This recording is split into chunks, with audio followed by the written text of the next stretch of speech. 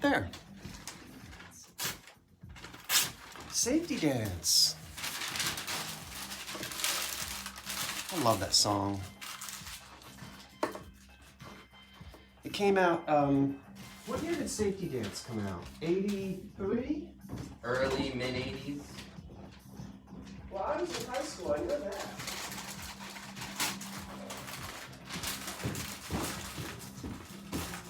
I know I was in high school. You were in high school from 81? 80, 85? 81 until 85. Yeah. And Safety Dance came out. I remember dancing to it. Safety Dance. Dance, dance, dance. I love the part where she goes S, S, S, S, A, A, A, F, F, F, F, T, T, T, T, Y, Y, Y. And we had hand motions that we would do. Did we just teach you? Oh, the 80s. I think we might be live, Vinny. Okay. I don't know until I turn my computer on. If we're live, we're going to show you how we ship. Ship. S-H-I-P. If I can get back and plug this computer in without getting hernias. Yeah, please don't get one of those. Those aren't fun. Hernias? They're not fun. How about detached retina? Well, literal detached retina, yes, but when you find something cool in a shop, and you're detached retina, that's a different story. Safety Dance. Ouch. Ouch.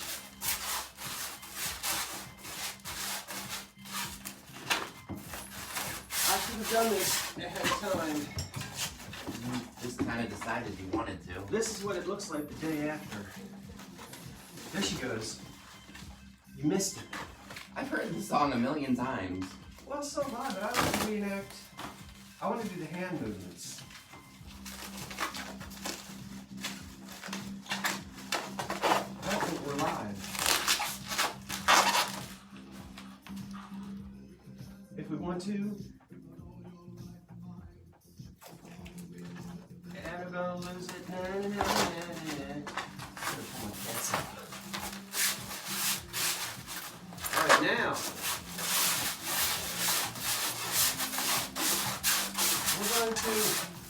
we're going to give free packing lessons.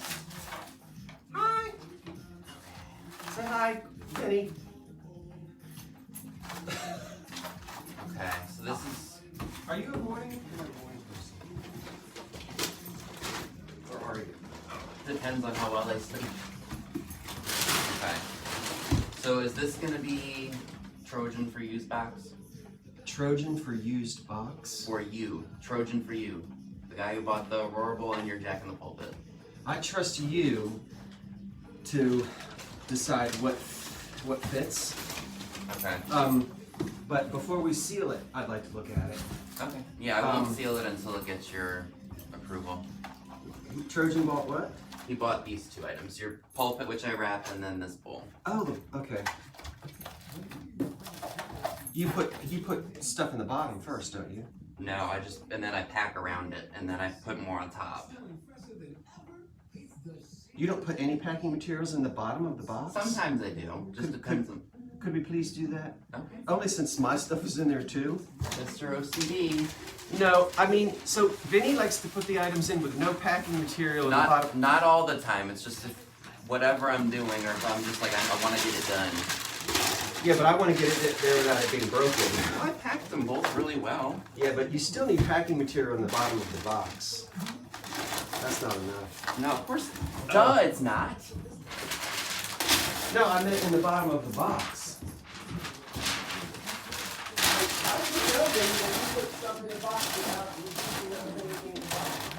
Don't forget, I ship a lot more smaller stuff than you do, so I don't use as much stuff. I know, but we're putting glass in there, and so the bottom of the box needs,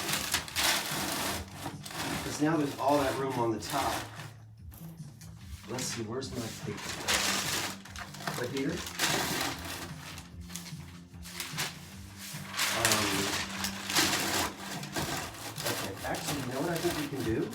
What? I gave that to you. I know, it was in a bag. I gave this to Vinny as a gift. It did not look like that. It sat in the back of my car for 6 months. Oh, well, now I know what you think of it. No, I love it, and I'm gonna flatten it out when I get home. Did you guys see it? And look what he did to it. Maybe it can flatten out. Yeah, it should flatten out. Put it in the book for a little while. I have a feeling on this, we might be able to cut it down. Cut the box down. We might. Let's look at it again. Okay. All right, if anybody's just joining us, what we have here, this is a standard 12 by 12 by 12 box. And the best thing to do when you're shipping glass is to begin by putting packing materials in the bottom of the box. Let me see your laptop. I can read comments. Oh no, you're plugged in, aren't you? Yeah, because my battery is almost dead. Okay, never mind then.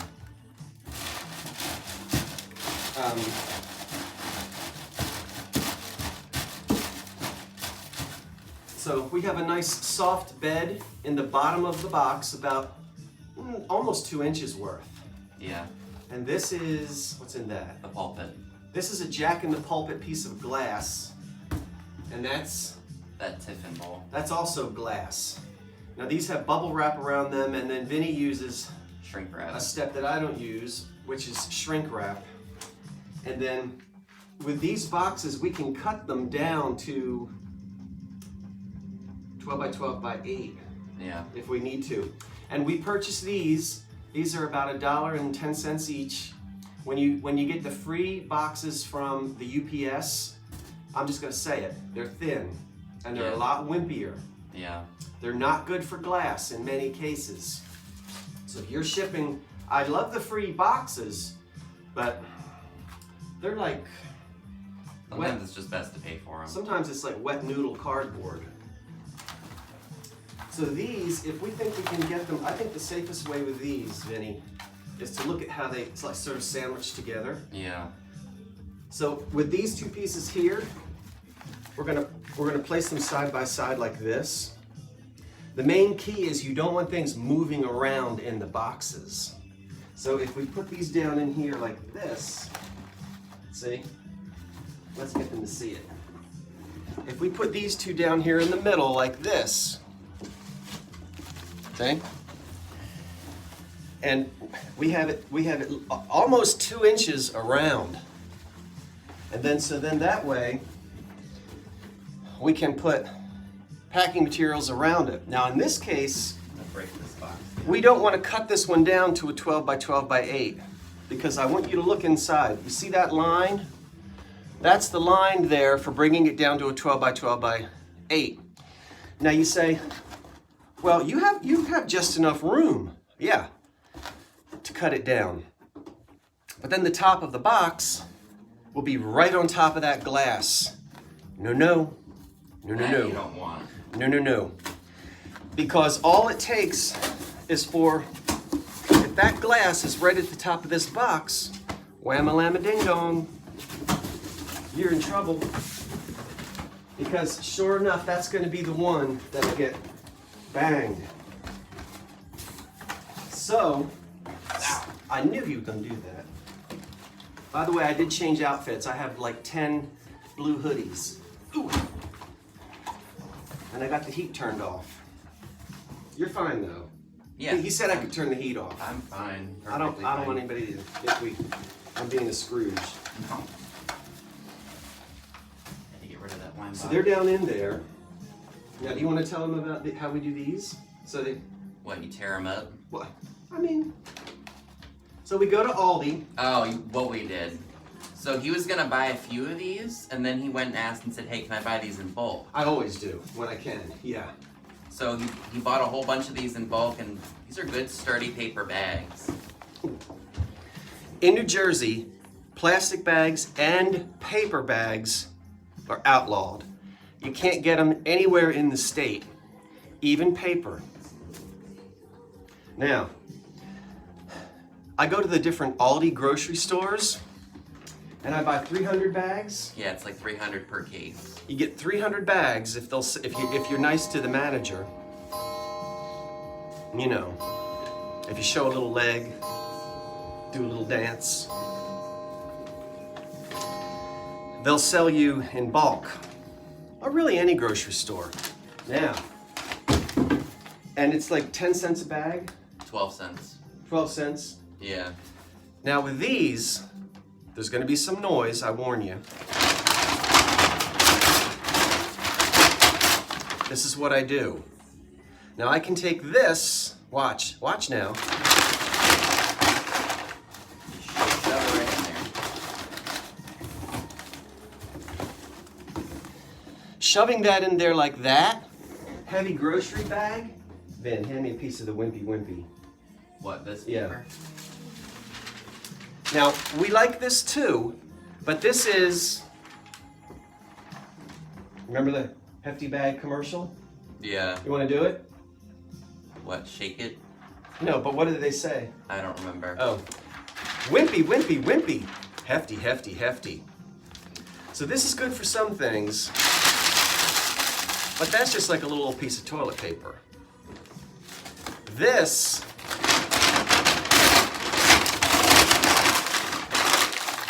that's really gonna help hold its shape. And you shove this down around that glass, it's not a guarantee, but it's a pretty good, you're pretty good to be convinced that it's gonna get there. So, we're gonna go ahead and put this all around the outsides. Put this in here. Oh, I have to go get my scale. Yeah. All right. I know you can't see. Well, maybe they can. I don't think they can. I'll show you. Then you go ahead and finish with brown around that. Alright, I just don't want to make a lot of noise. Well, it's going to be noisy. We warned them. If it's too noisy, turn us down. Okay. That looks great. Oh my goodness. All right, let's see. What are we doing? We're packing. Yeah, it's like a shipping video. There'll be some noise. That's behind the scenes for you, lots of noise. Huh? That's behind the scenes for you, lots of noise. I'm gonna go take some Advil.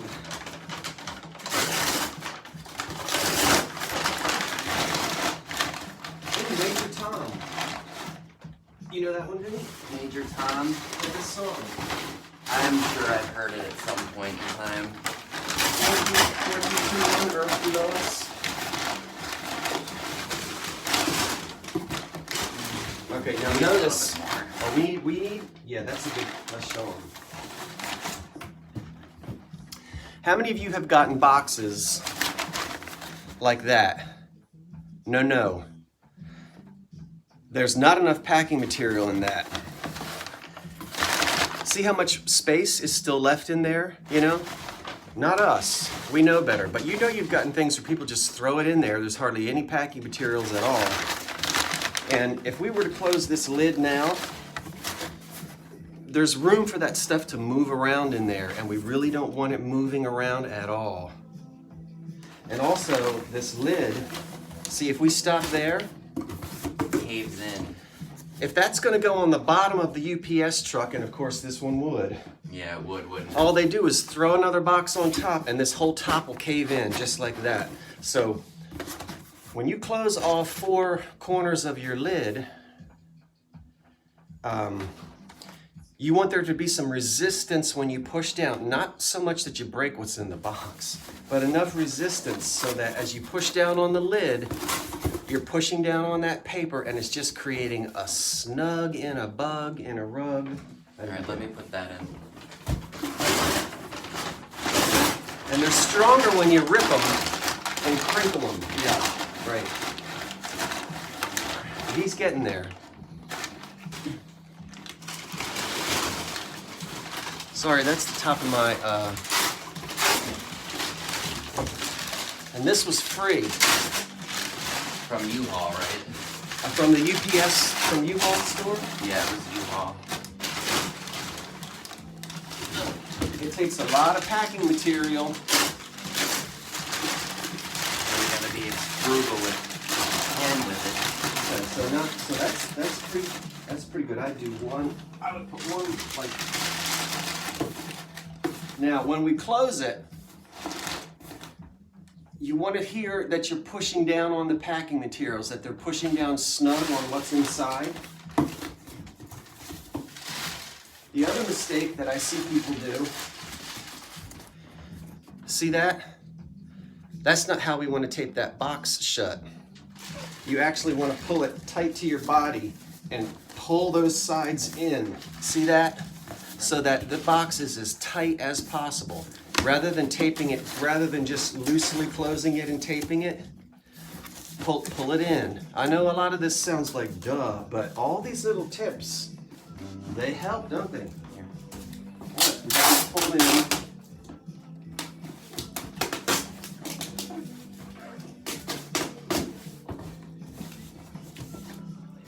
Now, You want to add more to this this? is another interesting thing to talk about. You've seen this happen. See, that's not. How many of you have seen a box where the end of the piece of the tape is kind of like that, and they ship it? And I've talked to the people at the post office, so I'm not making this up. They have sorting machines. That little flippity dip end there will get stuck on their sorting machines, and it'll pull it right up. And if it opens up in the post office, I mean, so if you have loose split ends on your tape, you don't want that either. Here, let me do. Now I'll be quiet and I'll let you do a tutorial on something that you're gonna wrap for yourself. You wanna do that? You don't have to. Kind of gave it all. No, I have to get the scale. There. Let me get the scale. Okay. Oh, you know what? We could talk about Oh, let me write who this is, because that way. oh yeah, before you forget. Where is the pen? The measurements.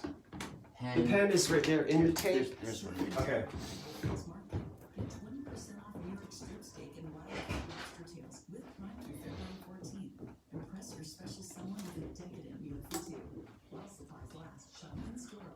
Oh, it was right here. Darn it. That's here.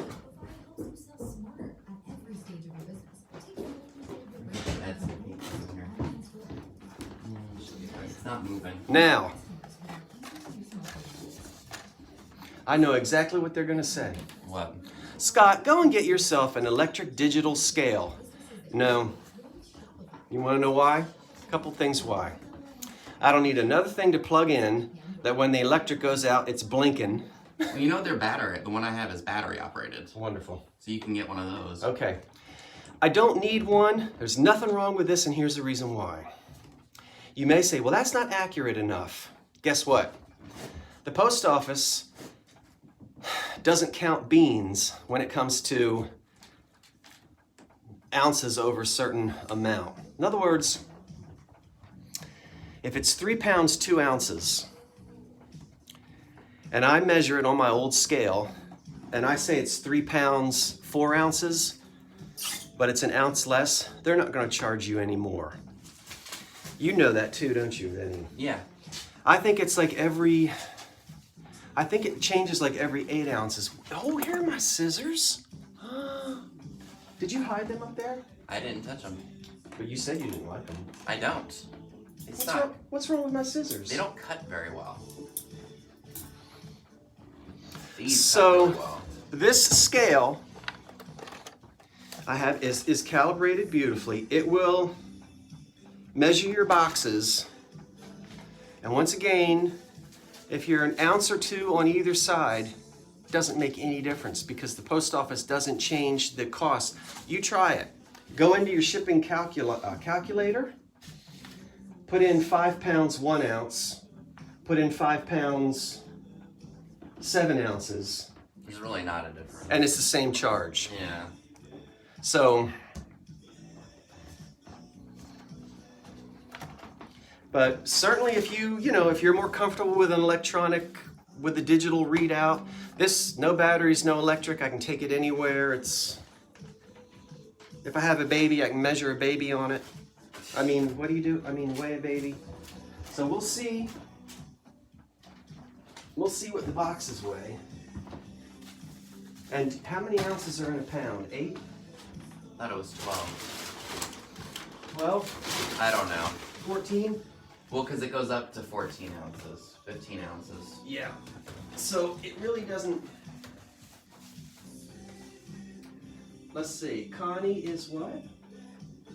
Connie is doing all of the work. Who's Connie? Probably talking about me. I'm not doing everything. They said Connie. They probably meant me. But I'm not doing all of it. You think Vinny is doing all the work? He is not. I'm not. Why did they call you Connie? I know they call me Irene. They probably meant Vinny, but it changed to something else in their phone. Or their Oh. device. Oh, hello from France.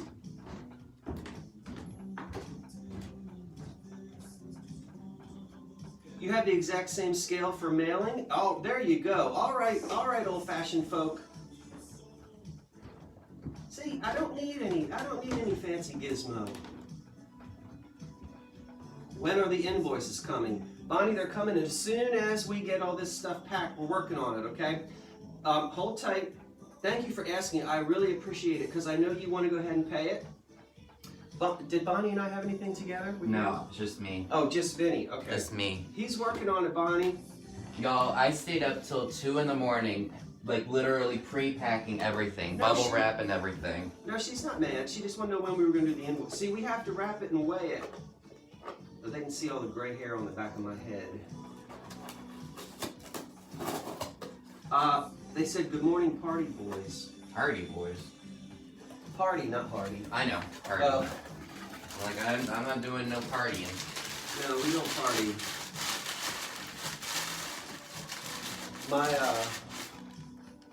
My Wawa macaroni and cheese and cranberry juice was enough for me last night. Set you over the edge.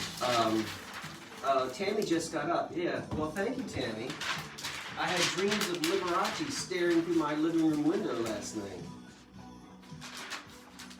Bonnie says, thank you. Oh, you just got back from the Paris flea markets. Oh, you poor thing, Xavier. Wow. He went, is that?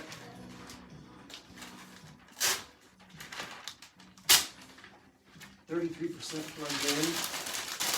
Okay. We'll show you a few more packing tips, won't we?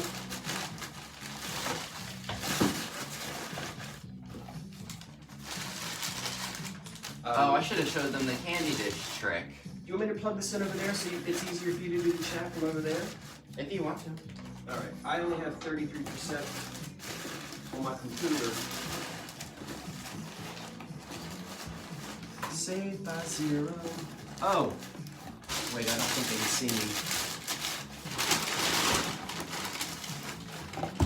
Normally, the shipping and packing, it takes place down in the basement. But since everything is up here, it was just easier for us to do it up here. If you have a UPS, no, what is it? U-Haul. U-Haul. If you have a U-Haul family store, it has to be called store. Most of them have a place in the back where they recycle packing materials. I stop all the time because anything I can do to get good packing material, even if they're used, I do it. Well, that stuff is free. This is free because you stop there and it's in these big cardboard bins in the back. Now, I double check it to make sure it doesn't smell like Cat pee. cat pee. He said that. This doesn't have any pork chop drippings on it. It's good clean paper. But because we purchase our own packing materials, we'll still pay about $300 between tape, printer materials, bubble wrap, boxes, paper, just for this. Just a tip in case you didn't know about that free packing material. It helps. It does. Or buy in bulk, like I do sometimes. Yeah. Well, I buy in bulk. Like the box but this is bulk free, or- so it's, well, yeah. it's nice when you can find free. Can't always find free. Deep? You're not plugged in, are you? No, I'm getting ready to plug it in now. Oh. Can you can handle the comments for a minute? Yeah. Okay. I don't know. We just thought it might be helpful to show you how we pack. I know that some people are always interested in how you pack. This is an all-day job. This is all day. This is the part you don't see. You see the live sales, which are a lot of fun. This is the behind the scenes. This is all stuff day. You don't see. And if it's one person, It's usually a one-person job. oh yeah, it's usually one person. And then you just, do you want me to put that on the porch, that number 7 mason jar, or mason box, whatever that is? Yeah, because I'm pitching that. That's trash, right? Yeah, that's going. I don't Okay. want that anymore. I have to get down here on the floor and plug this in, and then, oh, did I hit you? You were close. I tried. Yeah. Yeah. But you missed this time. Yeah. All right, I'm down here on the floor. At least he ain't row FLMAOing. What does that mean? Rolling on the floor, laughing my butt off. Well, I don't know all those initials that you The acronyms. youngins use. You don't know what FOMO is? I do not know what FOMO is. I know what LOL is, but after that, I drop off. FOMO, fear of missing out. Oh my There are word. some even that I have to look up because I don't know Fear what of they missing are. out of what? Like you have an urge to go Speaking with the alphabets? No, like you want to go thrifting, but you know you have stuff you have to do, so you Oh, have oh, so you have FOMO, like you fear you're gonna miss something really good if you don't go. All right, now I've learned. I thank you for teaching me that because I don't know of any. I always feel dumb when I'm talking to somebody and they're giving me the alphabet soup. And I'm like, well, I'm sorry. I can't roll with that. I don't know. Then he gets some breakfast. He doesn't eat it. I'm okay for now. That whole casserole is going to go to waste. What casserole? Shh. There's no casserole. All right, let's see. The biggest battle is finding the right size boxes. You got it all in the attic. That is 100% true. You're Let me move the boxes we've already packed out of the way, just so that we're not. Huh? That way it's not in our pathway. What are you doing with the scale? Just moving it off of these Do you want and getting them out of the way. I can put it on the phonograph if you want. All right, let's get rid of what we don't need because we're gonna break something. Yeah. I don't care about the Barbie clothing over there.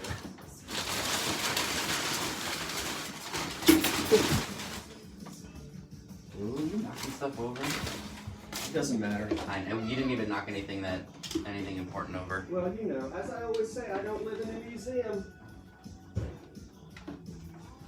I'm not fussy. You would think I would be fussy about my stuff. Am I, Vinny? You've been my house guest. I mean, you treat it as if anybody else treats their house. Yeah, but I don't fuss over this. No. It's all... I mean, you bought it to use and to have and enjoy. I live in opulent poverty.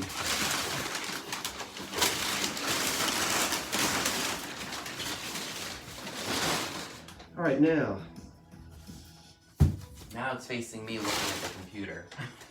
Well, interact with the people, okay? I don't want to hog the camera time. Okay. Cranberry what? Oh. Okay. I don't know what that is. Huh? I don't know what's in that box. No, I did it. It's okay. Okay. Do they have questions? Bill American wants to know what the brand of your laptop is. This is a Windows? Okay, we can get rid of this, right? Then Yeah, you can put that out on the porch or put it in the kitchen. I'm Doesn't gonna matter. put it. It's gonna go on the porch. in a minute. Good. I'm glad that bin's empty and we used what was in it. Yep. Yeah, this is a Windows computer, right? I don't know what it is. Let me see.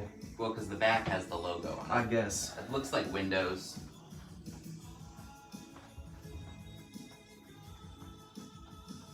Oh, they're seeing the tail end of this. What else do they want to know?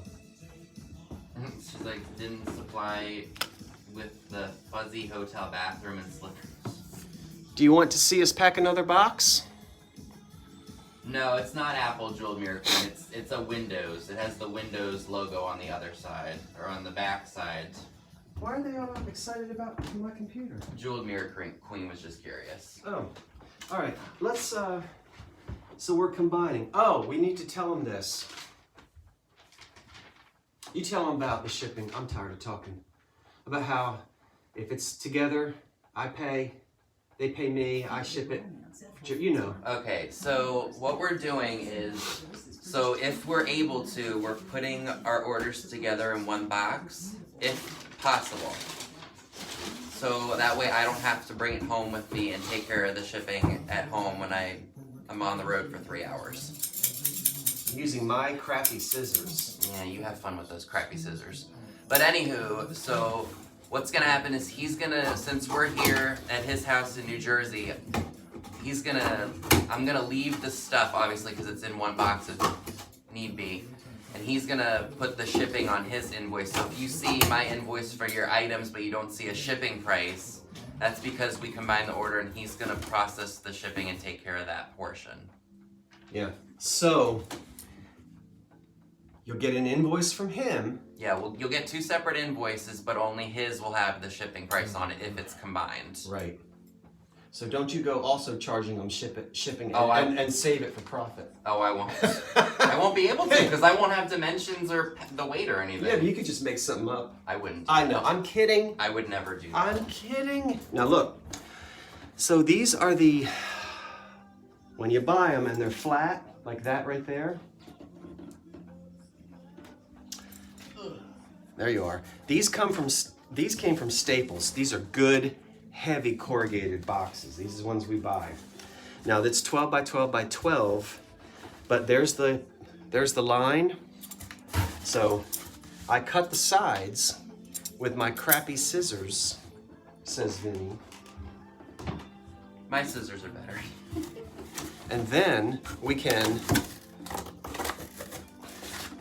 now we automatically have an 8 by 12 by 12 box. Perfect for one dish. One dip, see? Well, that's wasn't the best. What's going on? I'm responding to Karen. Where's your cell? Get your cell phone and do it. It's got like 43%. Well, here, you can plug it in back behind you. Because I'm going to need that to do the invoices. Yeah. What are you responding to? All right, now, I'm going to show you how I pack a butter dish.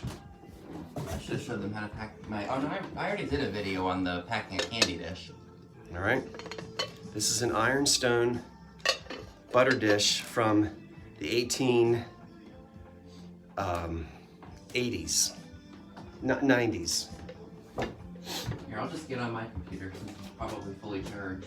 Oh, okay. Well, now I went and I moved all that stuff. But that's a good idea, Vinny. Thank you. Now, this is where it's up to you. You can wrap it in paper first and then bubble wrap it. You can just bubble wrap it. I mean, paper and bubble wrap, I don't know how I feel about that. I don't think it's necessarily necessary. You know, what does that do? I think it's just extra padding, that's all. But it's, yeah, but if it's just one thin sheet of paper, how much protection is that on a piece of? Well, I do 2. Like if I take this and, you know, wrap this in here, for me personally, You know, I don't use bubble wrap or paper, let's say on like those bookends, for example. I just wrap those in bubble wrap. You can though. But fragile stuff, I just feel like paper. Plus, I get it already when I buy stuff from different stores, so it's just a good way for me to recycle it. So I'll go ahead and just wrap the bottom part of the butter dish in this brown paper. I'm just using one sheet. I do not want free trial of Microsoft 365. I'm going to take another sheet. I know I'm far away. Oh, Depeche Mode. No, Pet Shop Boys. I was going to say, the only song I know by Depeche Mode is I Just Can't Get Enough. I always get my Depeche Mode and my Pet Shop Boys mixed up. That's terrible, because I was dancing to it. Unpin that from the taskbar. I don't like Now that. this is important. Step into books. If there was a cat here, they would be in all these boxes, you know that. Mine definitely would be. Who sang People Are People? Was that Depeche Mode or was that Pet Shop Boys? People are people. Yeah. Not Up With People. That was a corny little theatrical thing that we used to do. It was Depeche Mode. Was anybody in People Are People? No, Up With People. Come on now. I know we've got some old choir singers from back in the 80s. You know you were in Up With People. Do you know Up With People? I'm sure it's played at some point and I've heard it. It was this like national musical thing for teens. Up with people. You meet them wherever you... I was supposed to be in it, and I backed out. I thought, nah. All right. Do they know Up With People? I'm waiting to see. 1985 compilation is what Xavier's about said. What? 1985 compilation of what? Probably what's on the you hear on the radio. I don't know. That's just what he said. He said with an exclamation. Oh, I'm trying to remember if it was Pet Shop Boys or Depeche Mode. There's the bottom of the butter dish. There's the top. Now I'm going to put the butter dish on top right now. Now I'm taping these two together because you don't want any loose glass or pottery that can move around in boxes. So if I tape these, just gently tape them together. It's a nice tight sandwich. That's an important step, isn't it, Ben? Yeah. A very important step. All right, now what? We need a cloth.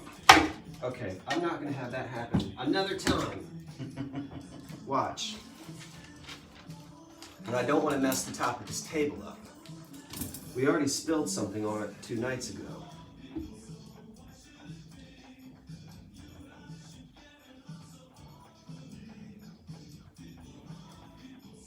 Why are you shaking your head? Now, they're not going to be mad that I'm ruining my table. All right. Oh, it's okay, Xavier. We got you. What? He was trying to say something, but Did anybody tell us whether it was Pet Shop Boys or the Depeche Mode?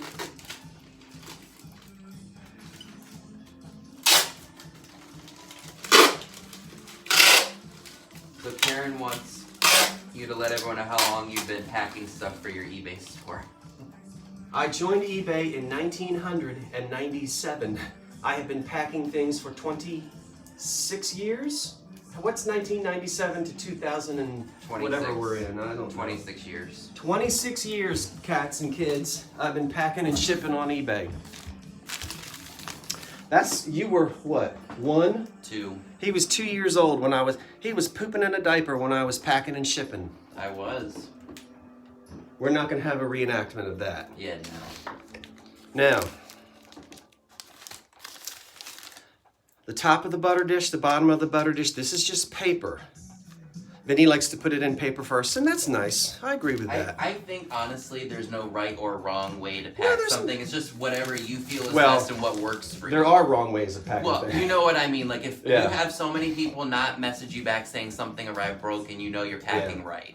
You know how many times people will write, and I know they write to you too, They do. and they say, I bought something from somebody, they threw an Elegant Depression goblet in a box with a piece of toilet paper and shipped it and it was shattered. It is amazing how people will ship things. It's laziness. People write to me all the time and say, oh, blah, blah, blah, got broken. Or even people in the comments will be like, you always pack so well. Yeah, well, we do pack. We've had experience doing it. I've had experience doing it for 11 years. Now, we're not perfect, and boxes will get smashed. Oh, yeah. If the post office is going to smash a box, they're going to smash it. Right. But you can take precautions, so. Paper. The next step, we're going to use bubble wrap. Now, you can use the little bubbles or the big bubbles. And there's this myth. Ding dong. You know about the toilet paper? Does it hang over the roll or under the roll? We don't need to start that. We're not going to start that, but here's the point. Toss me a... You want this one? No, I'm going to do this one. I'm going to do that one. Here, Ben, hold that. All right. Now, I know people are going to say, oh, that's not right. Oh, that's wrong. No, I don't want to go on McAfee. Is it bubble side out? Leave me alone. Vinny? Is it bubble side out or bubble side in? It doesn't matter. Ah! It does not matter. Whatever protects it. I'm telling you, I have read up on this and I've talked to packing and shipping and people, and there's no, like, science. I'm talking about not opinion, but like physics. Factual. You know, like, what's the science behind it with the bubble wrap? I personally like bubble side in. Me too. I like smooth side out because my tape will stick better. But that's just personal preference. In terms of safety, there hasn't been really anything that shows it's safer one way or another.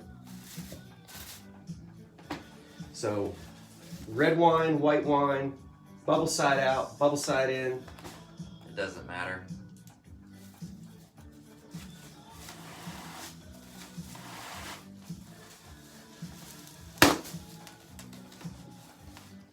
But yeah, me, I prefer the bubbles to be inside.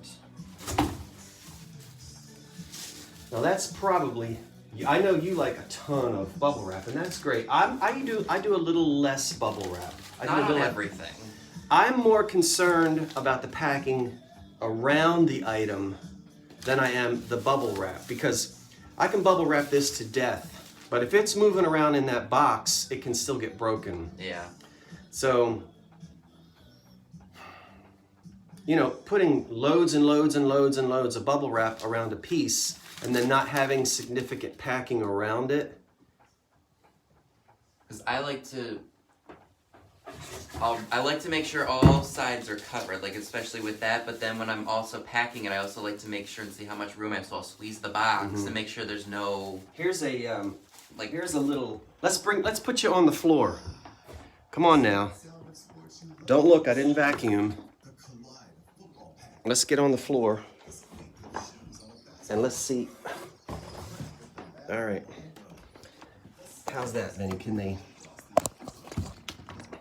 Now. Yeah, I mean, yeah. Where's the tape? Ouch.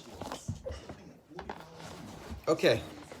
Now, is that a, I can't see what I'm doing. You got it like right in the middle here, so it's good. Is that okay? Yeah, they can see it. Now with something like this is just my preference on this. I'm gonna do bubble side this way.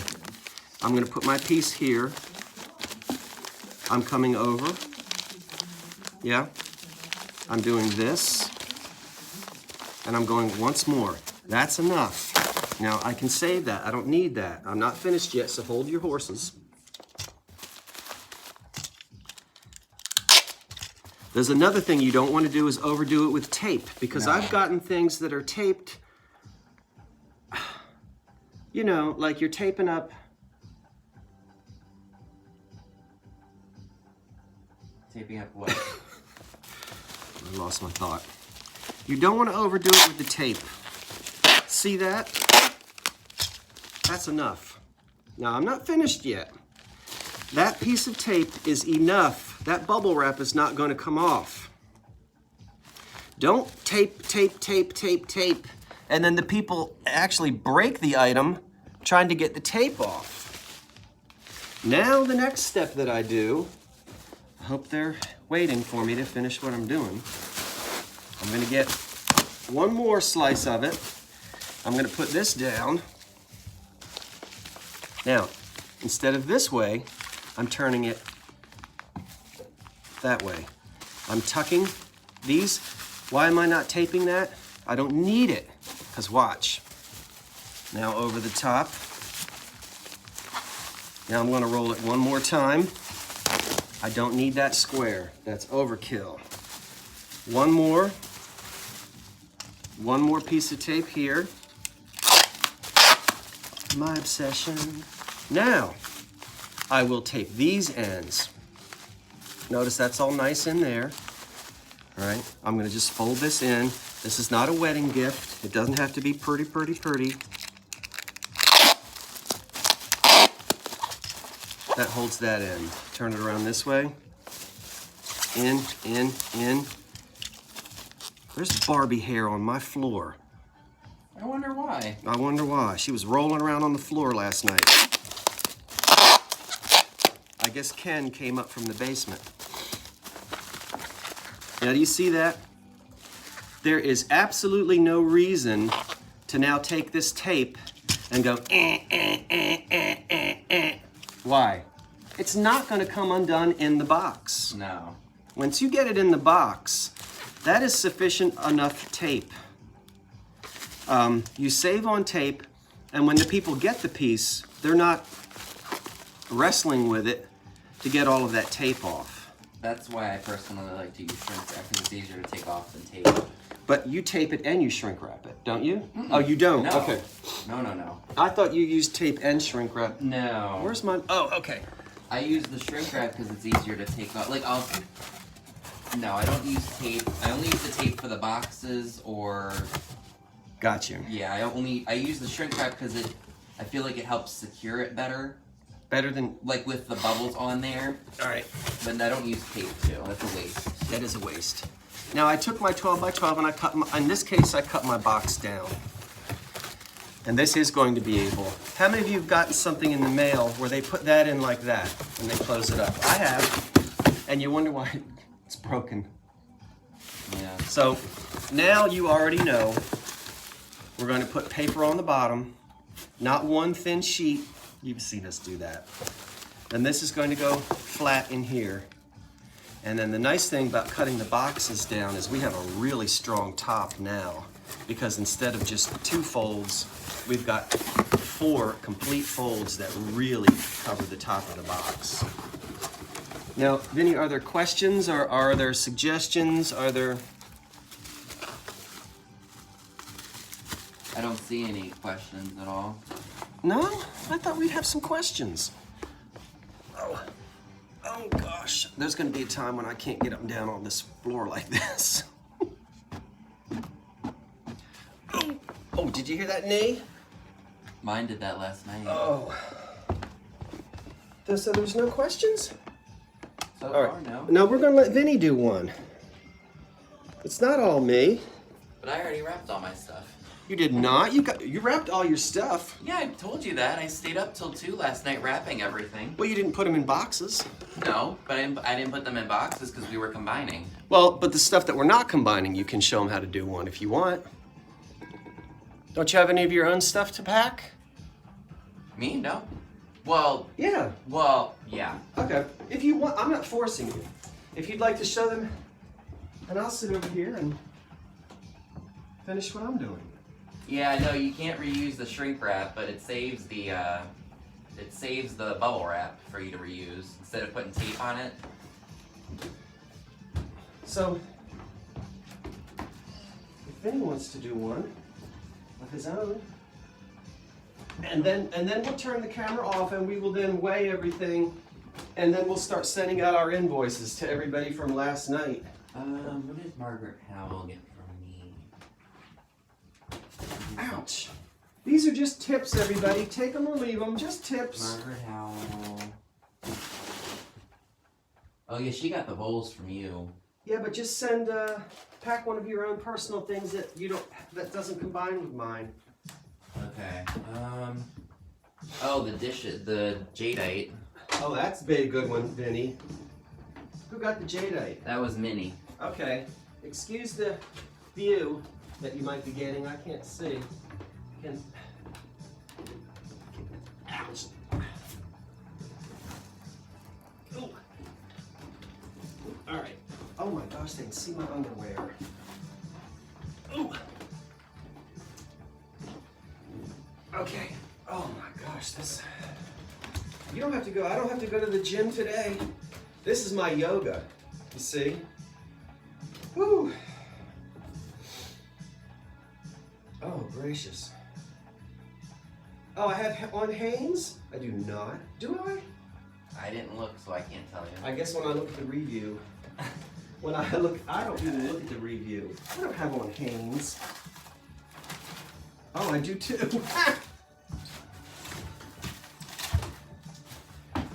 So these, Y'all don't need to know any more than that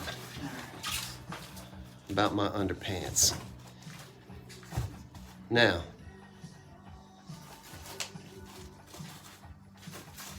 oops.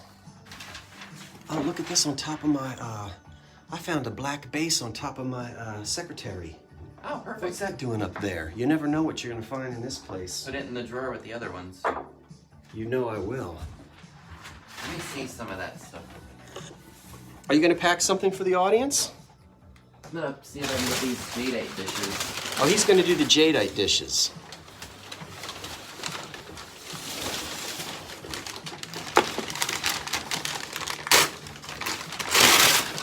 How's your angle?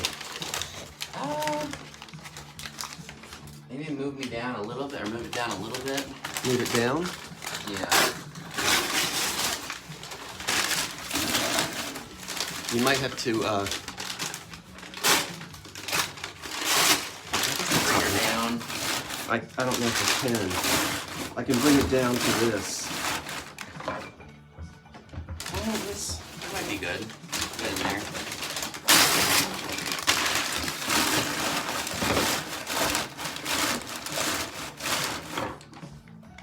This is gonna be a bit tricky, I think. All right, let's move you. I could probably, you know what I probably could do, Steve? What could you do? Maybe put the big ones on the bottom, and then maybe put the little ones on top. Ah! Turn away if you don't like the sign of accidents.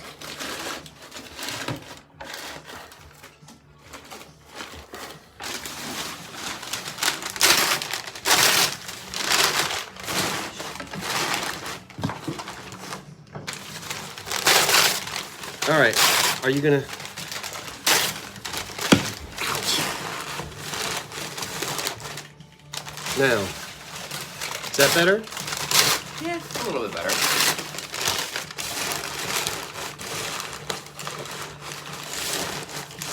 So, did you put the dishes in already? I put 2 of them in with paper on the bottom. I thought you were gonna tell them what you were doing.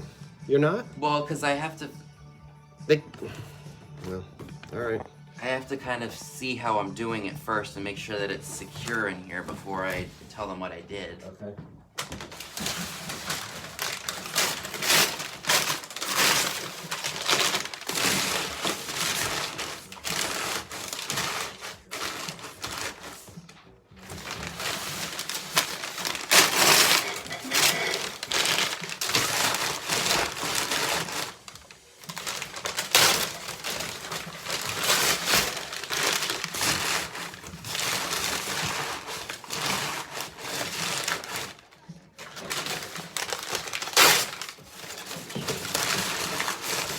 Put another one of these in here.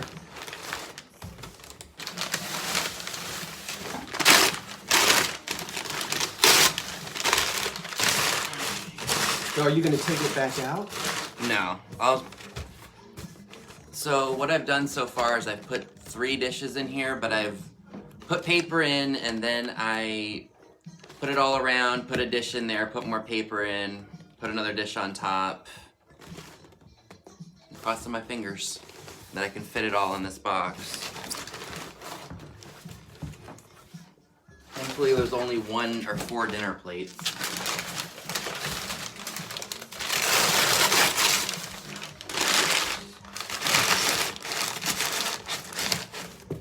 And like 12 saucers? Yeah, 9 saucers.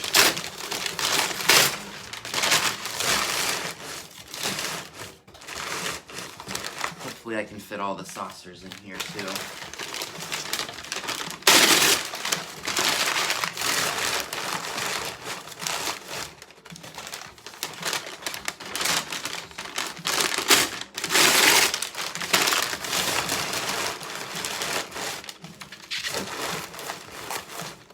It should be okay, I hope. No, we're not following the chat. We can't see. It's not really a chat video. I mean, we're trying, but we're just trying to show you how we do. If you've just tuned in, you know, we did step-by-step packing tutorials on some. ID. But you can't really follow the chat that closely and do the packing at the same time. But I'm looking now to see if there's any questions. Okay. Use pool tube slices. Oh yeah, the pool noodles. I use those sometimes. Okay.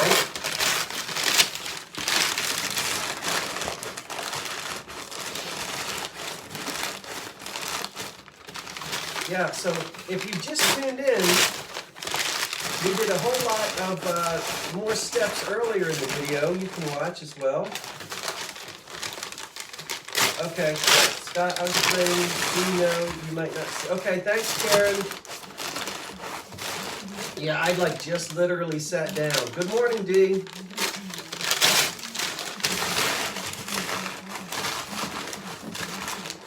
Vinny now is doing a tutorial on how he's packing jadeite. I don't know if this is gonna I'm work. not going to do another one. I don't need to do another one. I'm just not sure this is gonna work.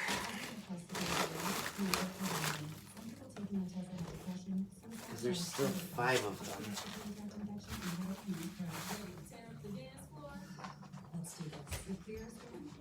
So you're busy over there putting glass dishes, and you're using a 12 by 12 box by 8, 12 by 12 by 12 cube.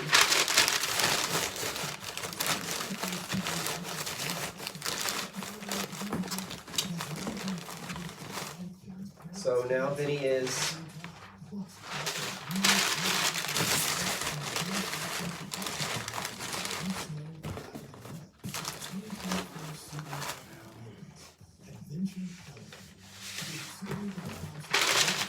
getting a little nervous now.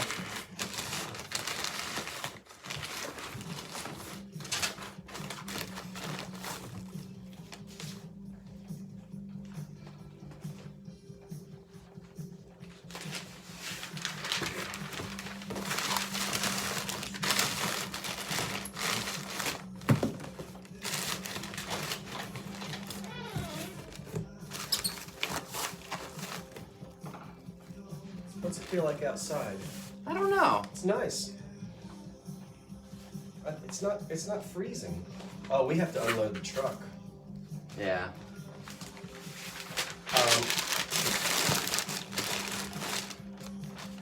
Do you have any questions? Since Vinny can't see the chat, do you have any questions for Vinny? Vinny's packing. Would you like to? Can he tell you what he's doing? Can you see?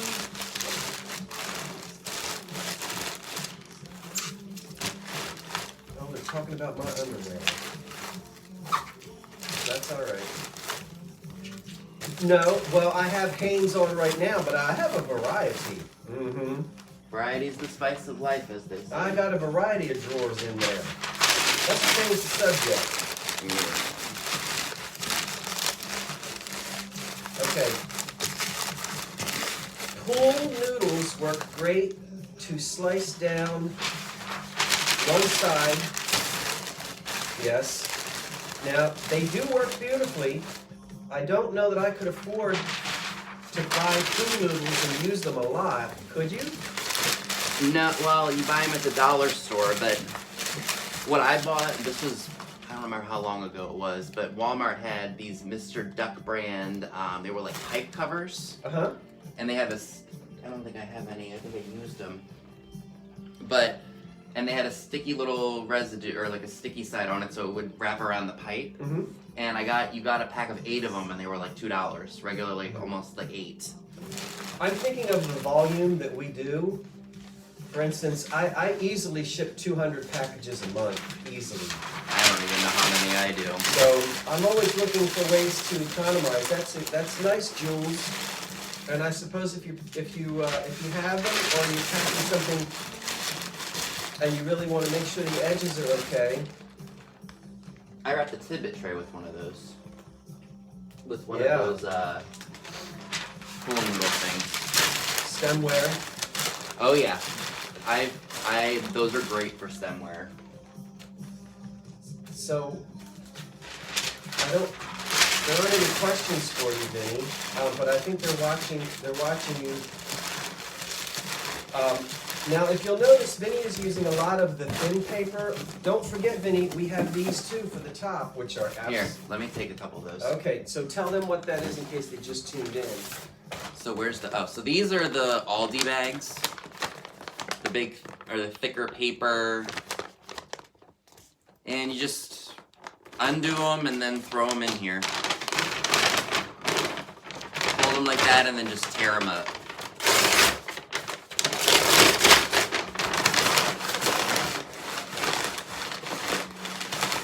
In my experience, those heavy grocery bags really give you the strength that you need, and you don't have to crumple up, 100 pieces of the newsprint. Well, newsprint really should just be for, like, wrapping something. It shouldn't be for, like, Yeah, I agree with that. But it's usually just whatever I have on hand. Yeah, and the more, see how tight that looks good? Now I'm gonna tape it. Now he's gonna tape it. Where is my eBay tape? To your left, on the sofa behind your computer. Right behind your computer, Vinny? Oh. There it is.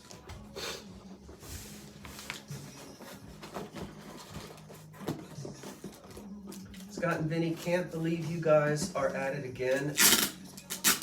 Steel Whisper, that brings up an interesting point, which I'd like to talk about. I don't have any problems talking about something, but I'm glad you said that. What? I am very, very... Oh, wait, too.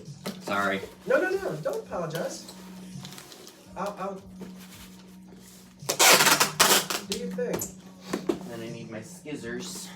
Oh, they're on the floor. Use mine. They're right here. Use my crappy scissors. No, my blue scissors are good. Yeah, we were working. I went to bed at 1:30. Vinny worked until 2, or I went to bed at 1.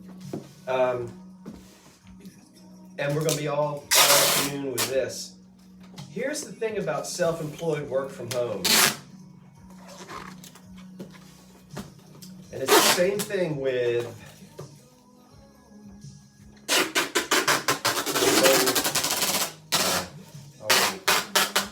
Go ahead, Vinny. Sorry, I'm making a ton of noise you here. don't have to apologize. Yeah.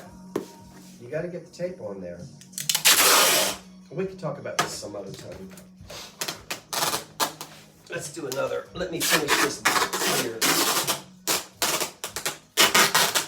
I'll have to go home and buy a bunch of Aldi bags now. Oh, we could have gotten the manager to give you one yesterday too. Oh, it's okay. I wasn't thinking about it at the My time. box, which I cut down. I hope these all make it. That's my Victorian butter dish. Here's some of mine. Now, that in there, with that on top, no. Bad. That is not good packing. All right, I put it back in there. Now I'm taking my grocery bags. I'm going to take them and I'm building a bird's nest.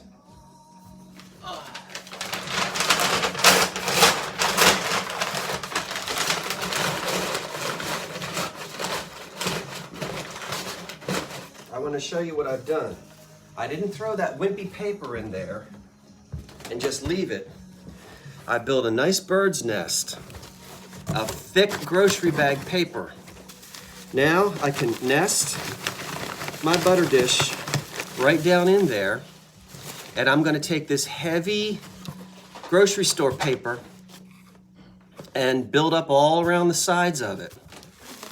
Now, I'm not using this. This is my preference. This is thin newsprint. I would need a ton of this to really make this secure. If you just take that, no good. Because all you need to do is have this box be abused and you're going to go right through there. That's not enough. But this much thicker paper, look here. See, this is why, now, that's much more stable. And one thing I like to do, one thing I love to do, is build up my corners. Look here. Ouch. I like to build up my corners first. So I'll do 4 balls of that. 1, 2, 3, 4. That gives me a strong 4 corners. And then I'll do 4 more pieces on the sides. 1, 2, 3, 4. Then I'll do more on the top. Then I'll seal it. It's a lot of work, but you know what?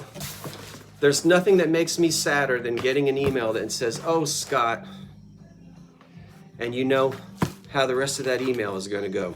We're heartbroken when things get broken, but as I've said, no matter how well we do the packing, if the box gets abused, it will still break. So we do everything that we can. I don't like reusing boxes. So I'm going to finish this one. Vinny went outside. I wanted to see if there were more 6x6 boxes, but there aren't. More what? The 6x6s. I've got them in the basement. Oh, you do? Don't go down there with no shoes. You'll step on broken glass. Yeah, not a good idea. They say, "Why does he have broken glass in your basement?" Because That's just what happens. I broke a glass. I think also. I will go get them for you though. Okay, I just need the one for whoever got these bookends. Oh. I think one other thing I'm gonna bring up a ton. to I guess say when it comes to shipping stuff.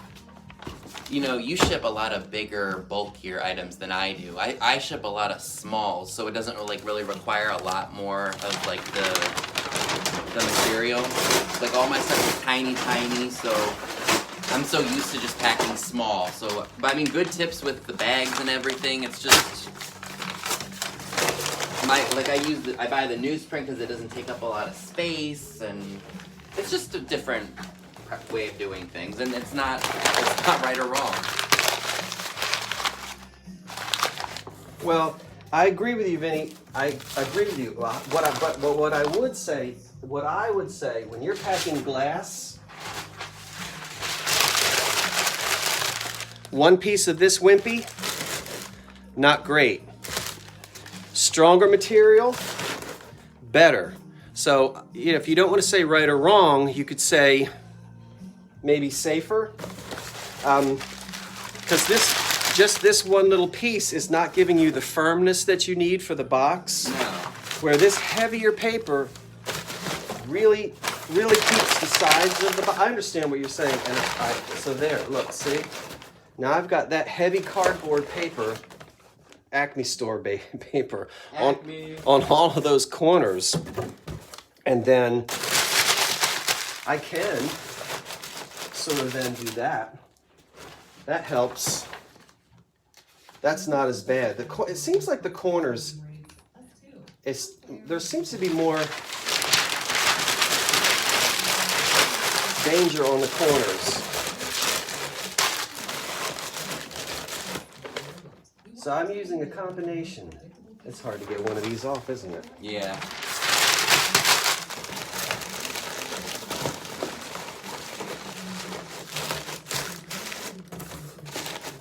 Now that is a nice little nest. It is. That piece of porcelain, that ironstone is down in. And then over the top, I'm going to start with one of these just over the top of it. And because I have 4 solid pieces,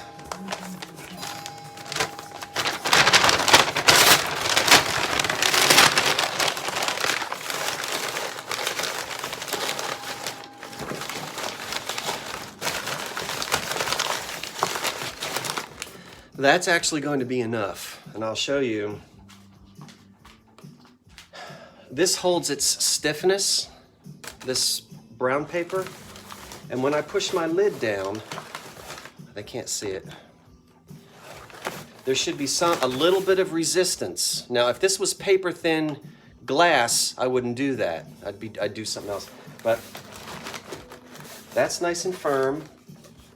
Then the second one, and then the 2 on the top. And when you shake it, what should you hear? Nothing. Nothing. And now, I'm really gonna pull all the sides in on this box. What is that? And then,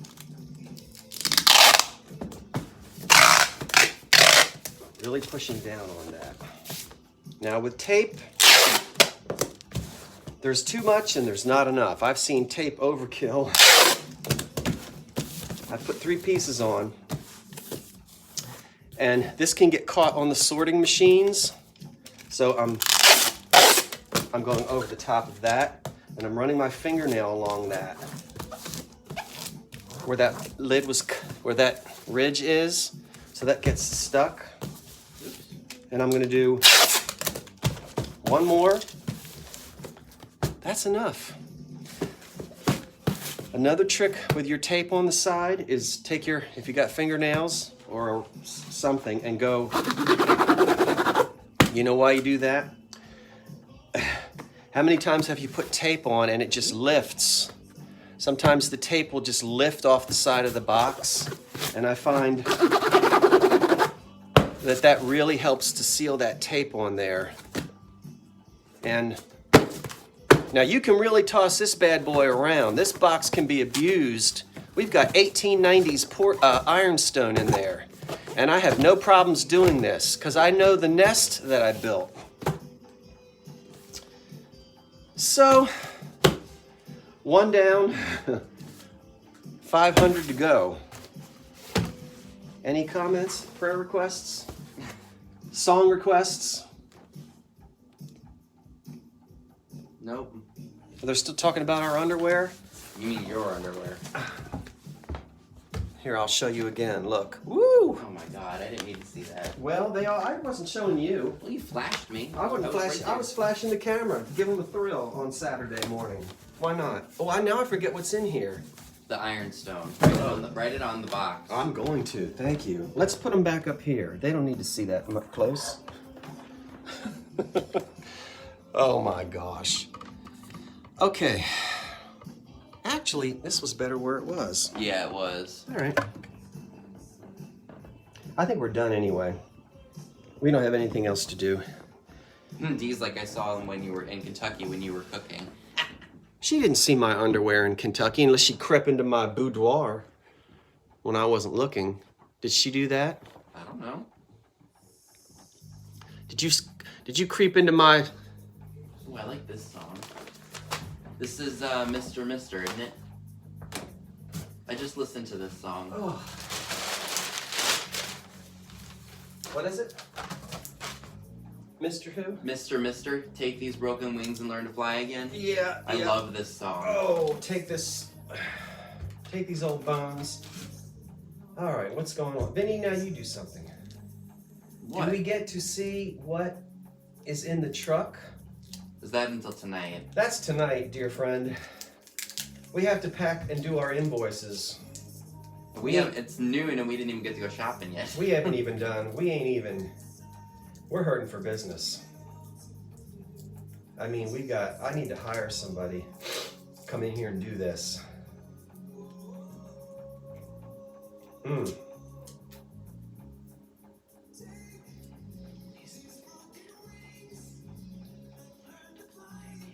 Vinny, they can't see you. I know. That's Put why I'm your doing face it. in it. Why? Yeah, see, he does things off camera. I was mouthing the words to this song. Mm-hmm. You need to get going. I know it.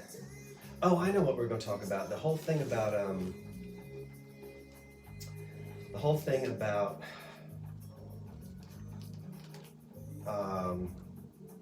being self-employed. It's not for everybody. No.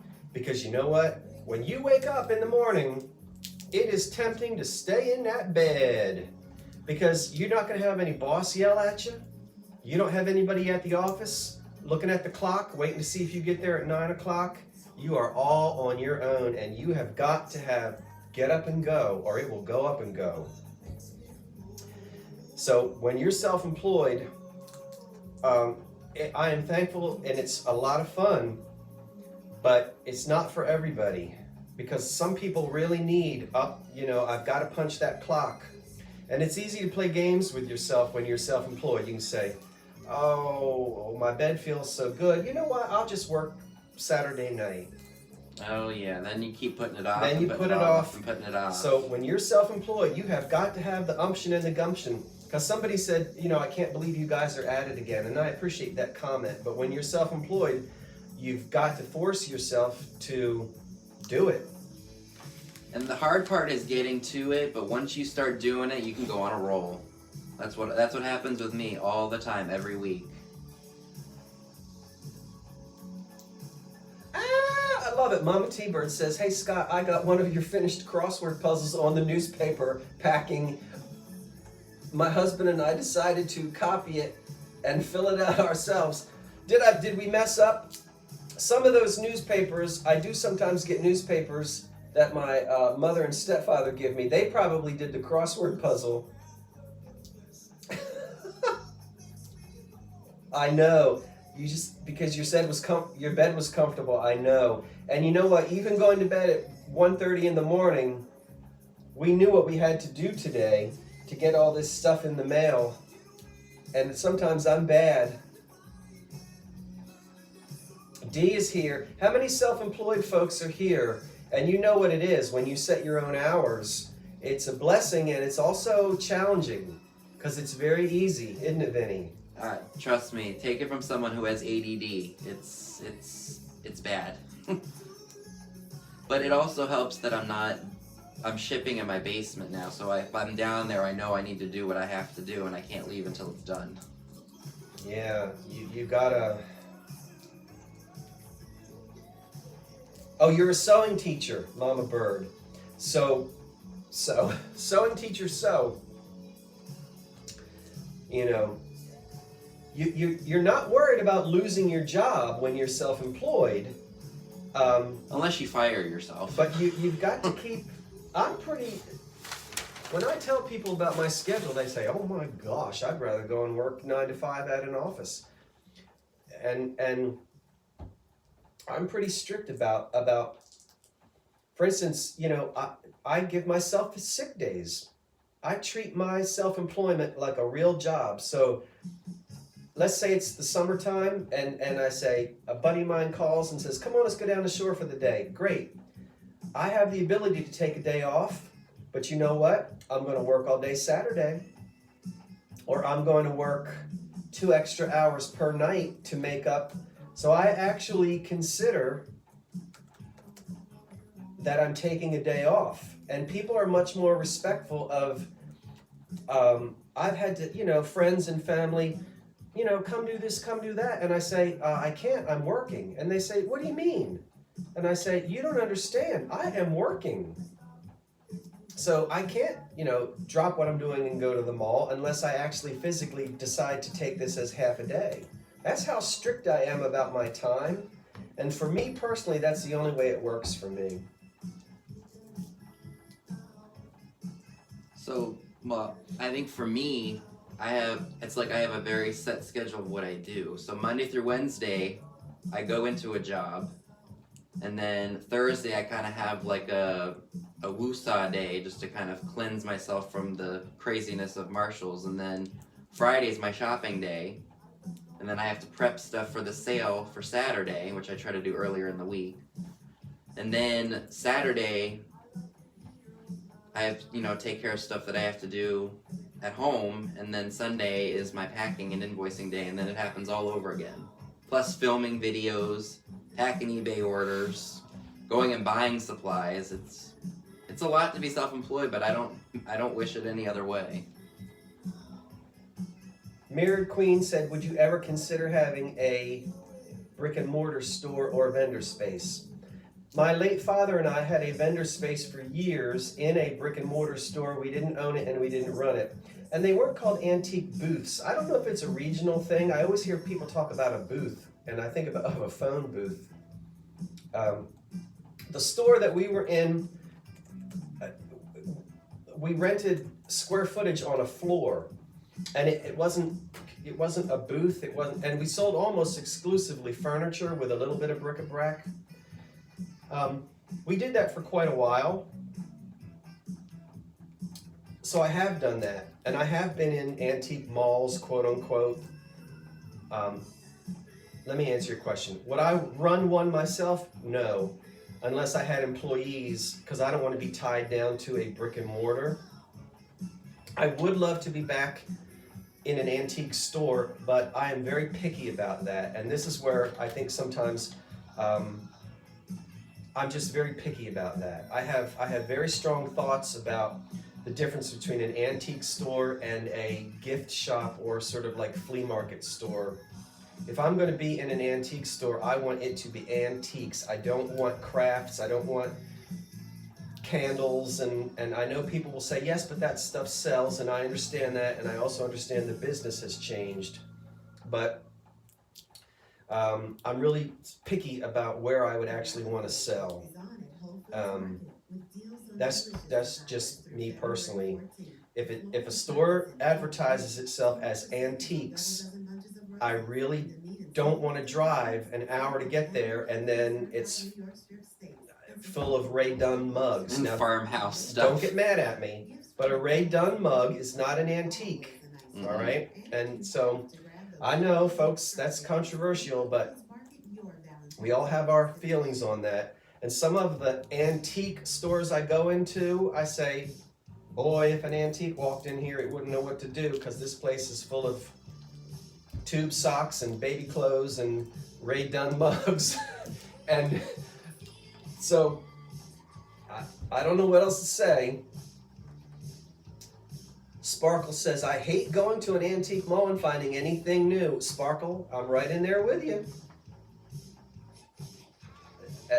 How many of you have seen, a new antique store opens and the vendor just rents out booths to anybody? Oh yeah, it's common. And, they sell the little wooden plaques that say, have a cup of coffee, that goes in your kitchen. That's new. That was sold at Marshall's last year, and it's not an antique. And if you're a real antique person, you don't want to go through all that stuff. So I don't want to offend anybody or step on anybody's toes, but I think antique stores should be 80% antique, and if there's a little bit of new here and there, okay, but maybe like one space of new, and the rest needs to be what it's supposed to be. Yeah, Hobby Lobby stuff. That's right, Yeah. All in the Attic. Hobby Lobby stuff does not belong in an antique store. No. Maybe if the store was being decorated with it, but not to sell it. Well, like up at the front counter, they have like I don't know. We know what we're talking about. Yeah. You know what it's like when you're on a highway traveling and you see a sign, exit 29 antiques, and you drive, a half an hour out of your way. And it's like a gift shop and boutique. you get there, and it's Yankee candles and... It looks like somebody robbed a Hobby Lobby store, basically. Right. So, that was a long answer. I never give a short answer. I don't think I would do well with like having a little space or a shelf in a store. I don't think I would do it, because that's just another thing I have to do. I feel like you have to kind of pick what you prefer, either online or in person. Mm-hmm. Like you can't do both. And I know I can't. Plus, you can't even get the prices we get online in an antique store, because you're catering to your local people. You're not catering to the globe or to the U.S. Mm-hmm. So, because my dad had one. My dad had a showcase at a store for a little while, and you know, on his one day off a week, he'd go there and stock it and, you know, zhuzh it up, put some more stuff in there, and it just was too much. Yeah. So if you're so set on having a booth, you know, make that your priority. Well, it really boils down to management. That's Management, if you're going to just rent a booth to anybody and call it an antique store and you're going to let them sell,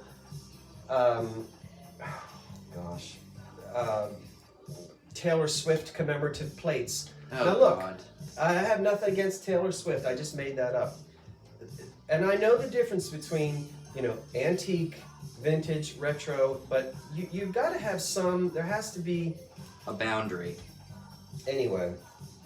Because I don't go back to those stores, me personally. If I walk in and I walk around and it's Yankee Candles and Norman Rockwell plates and Ray Dunn mugs and Hobby Lobby and chalk painted bird cages from Home Goods, I'm in there for 5 minutes and I don't go back. I don't you know, I'm not going to go up and tell off the manager. No. But I don't go back.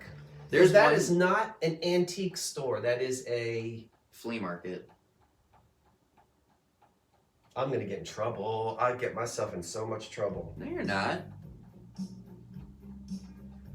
But there's one shop that's near me, and they have, well, it's smaller than it used to be because they moved, but they have lots of like newer boutique-y items, and it was just not a big selection of even anything old. So I'm just like, oh, I walked in there once and walked out. I haven't been back since. Right, Sparkle, forgive me if I pronounce your last, it's Sparkle and Munch? Like we have, like in my area, we have 3 stores. I would classify them as peddler malls because they have a mix of everything. They've got new, old, but then you've got a couple of antique stores that have, like, that are not really, like, over the top uptight about what they let their vendors sell, which... Keep it down, voices carry. I mean, because I feel like an antique store, I feel like, should be for more desirable items, not like made in Taiwan 80s Jasperware, you know?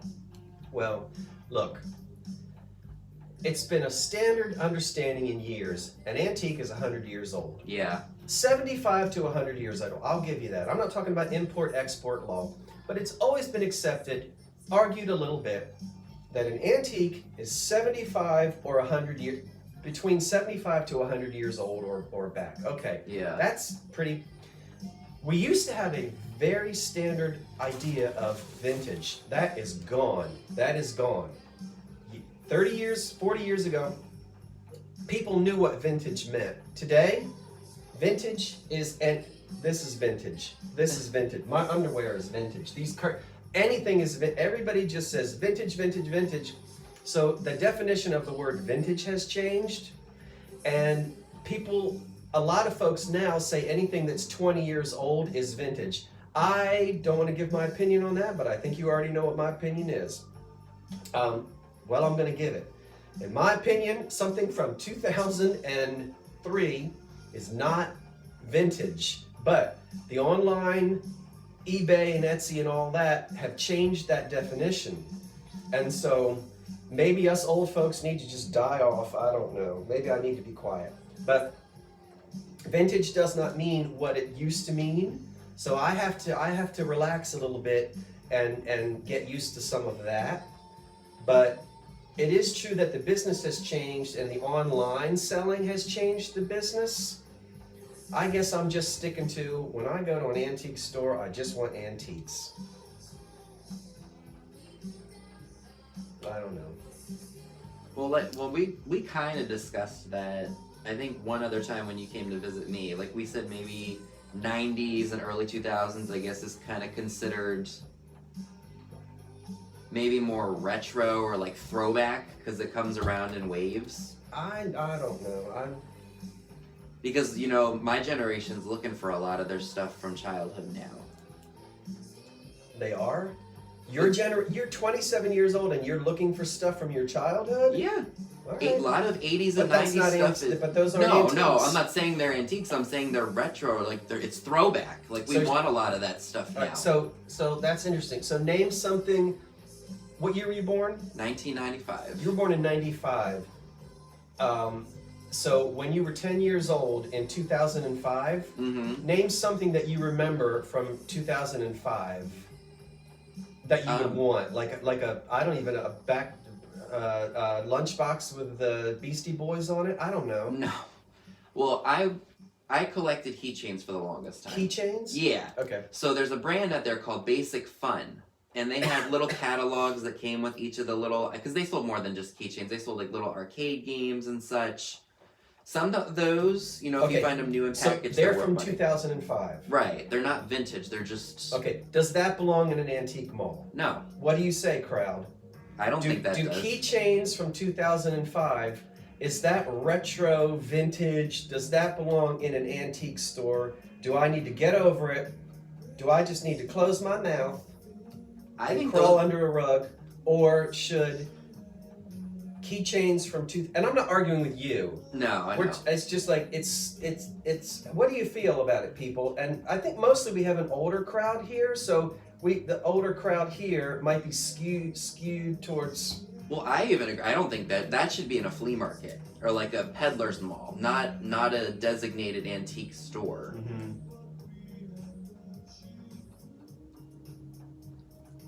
But you see, I appreciate that, Elizabeth. Everybody has a different opinion. So when you see a definition, it's like, whose definition?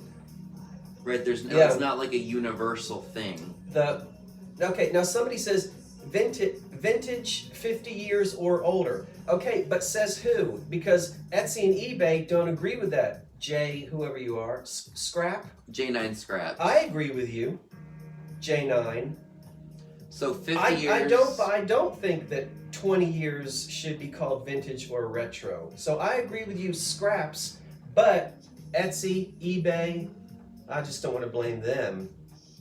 But they have changed the definition of vintage because they make you call anything, they consider anything 20 years or older to be vintage. And I see a lot of people selling, oh, look at this vintage. And it's like, that came from Home Goods in 2004. That's not. No. It's not. No. Julie says she's old, or he's old. I can't. So Bonnie Abrams says that we have an antique mall here, and in order to rent a space, at least 90% of it has to be true antiques. All right, Bonnie, let me ask you. When you say true antiques, what does your management consider the definition of true antiques? 75 to 100 years old? I'll come shop there. I love that. Yeah, stuff from Target. Oh, you walk into an antique store and you see a booth full of Pioneer Woman. I turn around and leave. I march right out of there. I parade out of there and I show my Hanes underwear. Woo! Oh my word, I got more opinions than Roosevelt. When I'm at a wedding, I think I'm the bride, and when I'm at the funeral, I think I'm the corpse. You ever heard that, Vinny? No.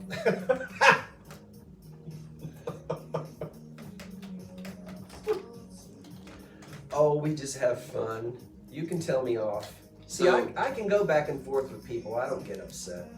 So 50 years now is 54 now is 1970. Yeah. So anything. I don't know. All right. Antique means century. Yes. Like import, export, 100 years. There's a little fluidity in when you're not being too, to 75 years or more. But I agree with the 100. I like the 100. Well, because think 100 now is 1924. Yeah, but it's. Did Bonnie answer about her management? No, I don't Oh. think so.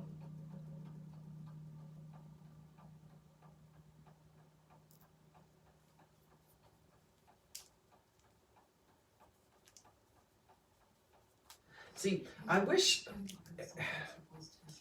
if the business really wanted to tighten up, I wish there was like a national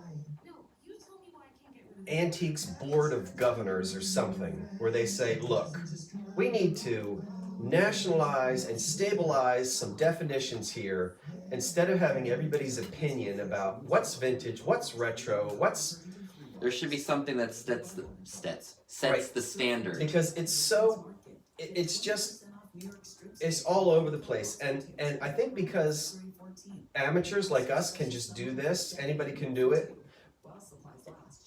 it lends itself just to people's opinions about a lot of things. And it makes it, I think sometimes it makes it harder for buyers and sellers to get together because we don't have a lot of really, and you say, well, that might be a slippery slope. You know, who gets to decide? Well, maybe every state elects 5 top antique dealers and they have a convention and they vote, and that's what we, but I tend to be I like rules and regs, and I don't like wishy-washy, but that might be too regimented, so no, don't make me the chairman of the board.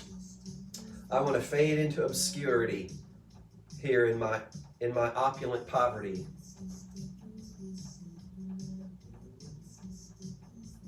Sharon said I missed so much. I don't know if she means like in terms of how things used to be, or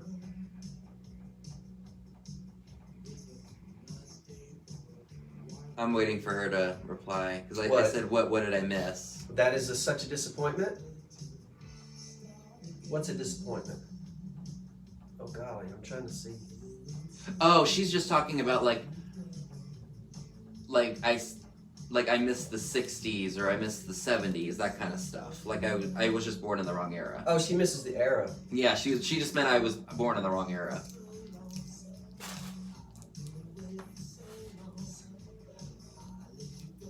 Like I feel like for me, I look at the pop culture and like the iconic things from those eras, like you don't really think about, well, I do think about like what really took place in those times, but you know. Do I think there are too many resellers these days, or can this be a fad? I'll have to think about that. I don't call myself a reseller. I don't care for that term personally, but I don't want to get into it. They want to know how you got interested in antiques, Vinny. I grew up with it. My grandmother was a dealer, well not a dealer, but she would buy and sell stuff in the 70s when my grandfather and her used to do it.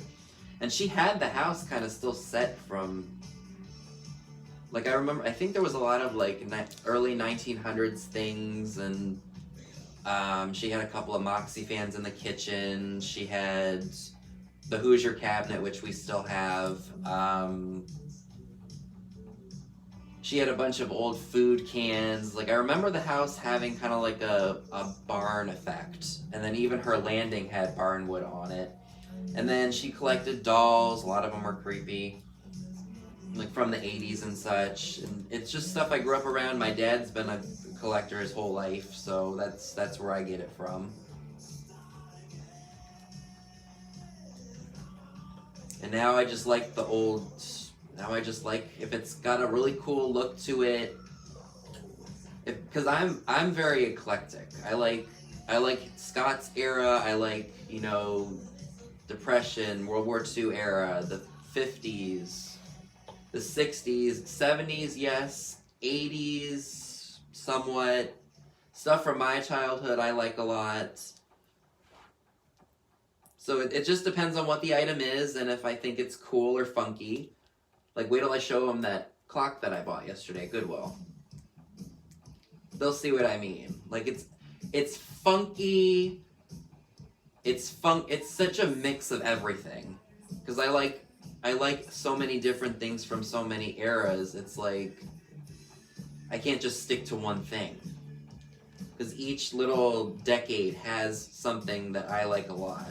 Be it a figural lady, a pinup girl, like, I don't know, like Wonder Woman, it's all over the place. Well, I will say this, and I've said this before. I'll say this about the word vintage. I have no problem with the word vintage if you follow it up by vintage what year.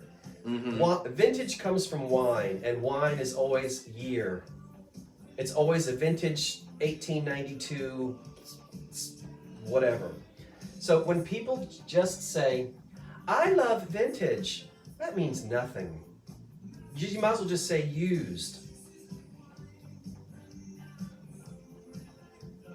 If I say, you know what, I love vintage furniture, everybody just thought of something different.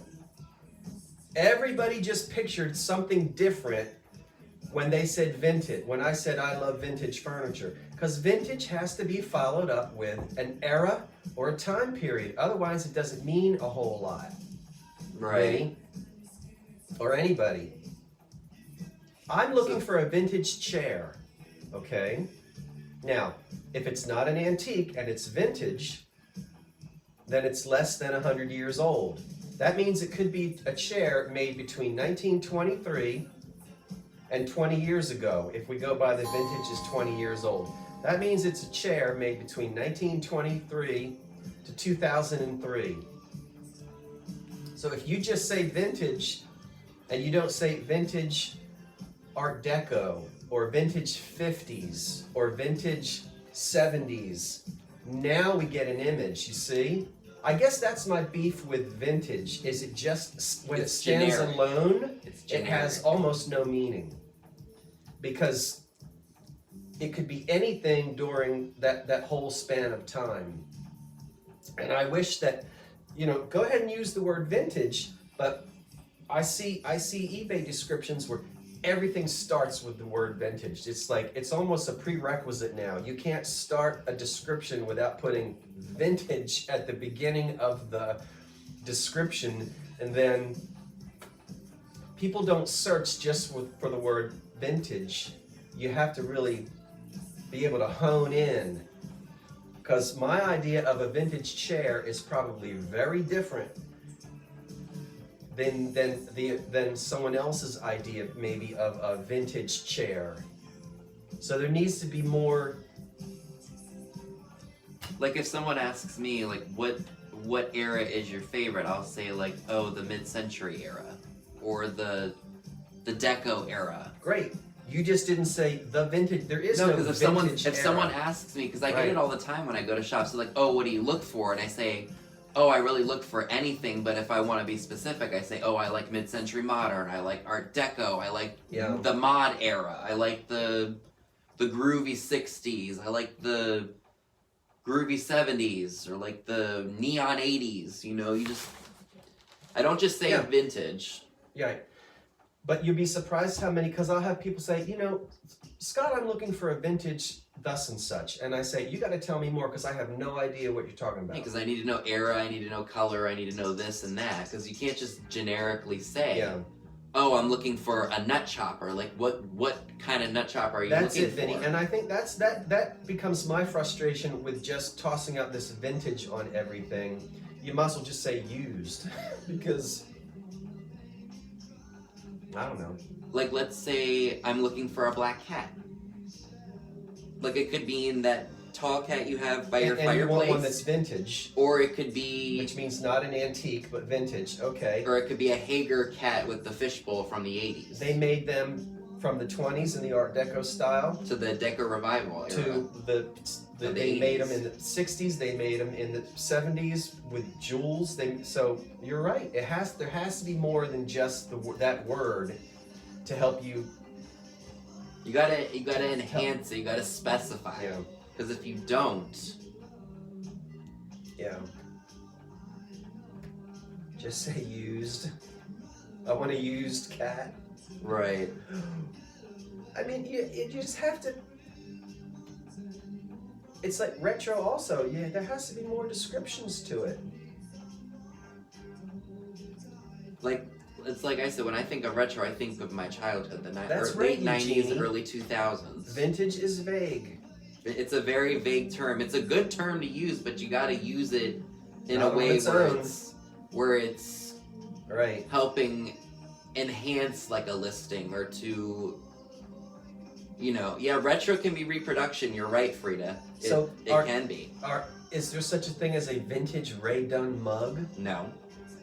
Hey, there is no such thing as a vintage Ray Dunn mug. I'll tell you right now, there are people that are saying, "Oh, I'm going to have a vintage show tonight," and they have Ray Dunn. I'm not picking on Ray Dunn. We should probably change the subject, but no, but I get what you mean. Like, you shouldn't say Ray Dunn is vintage. No, it's not. Why isn't it? It was made in like 2012. This is like the McLaughlin Group. You guys remember the McLaughlin Group? I missed that show. That used to come on PBS. You guys remember?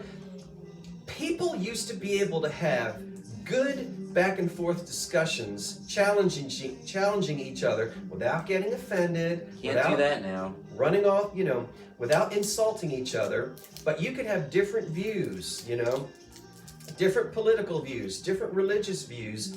You could respect each other, have good back and forth, and then go have a sandwich together. Can't do that now. We've lost that. I love that McLaughlin Group. You remember that? Those men would sit, you'd have your two conservatives on this side, you'd have your two liberals on this side, or whatever. And then McLaughlin, he was great. He would fire, he would Morton, remember there was Mort Kondracki and the bald guy from the Baltimore Sun. Oh my gosh, I used to love that show. And William F. Buckley was good with interviewing. We've lost that style, I think, today. Everybody insults each other, or they don't listen, or I'm trying to convince you, and I don't know. They don't really respect each other's opinions. It's either I'm right, and if you don't agree with it, then we can't discuss any further. And I respect your opinions, and I can learn from Vinny, and Vinny can learn from me, and we can disagree, and we can talk about it, and then we can go have a sandwich without getting pissed off at each other. But that has gone out of we've lost something. Have we not? Or am I just being an old No, I agree. I'm probably just being an old poopy head. There is a good channel on YouTube that does this. Like, they pick a certain subject. They do? The channel's called Jubilee, I think. Jubilee? So what they'll do is they'll pick a certain controversial topic. And then they have the people who are for it, and then they have the people against it. But at the beginning of the series, they don't say, like, they say, this is what we're going to talk about. And everyone's just friendly conversing, and then, you know, they go into, like, okay, with those for this, go on this side, for those this, go on this side.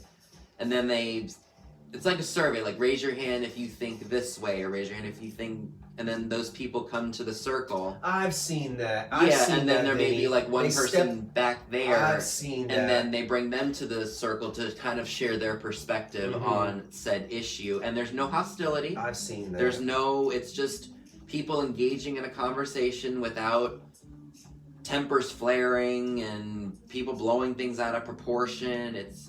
I like watching that every now and then, just to see what exactly. Yeah. Because it shows that people can still be civil, because it just, everything, the way things are now. I love debate. I love good debate. But I like going into a debate with strong feelings and thoughts.